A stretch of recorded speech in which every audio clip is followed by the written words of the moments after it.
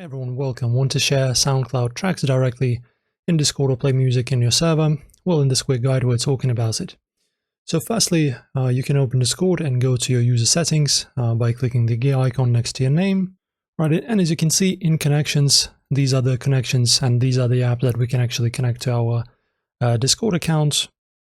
So you can scroll through the list of supported services, but SoundCloud is not officially integrated, so you won't see a direct login option. But don't worry, here's what you can do.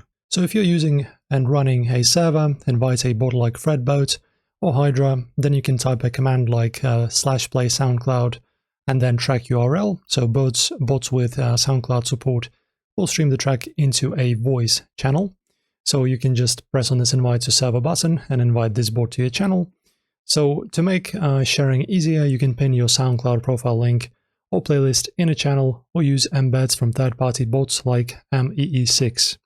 And that's how to link your SoundCloud to Discord. Drop a like if this helped and subscribe for more fast Discord and music tutorials.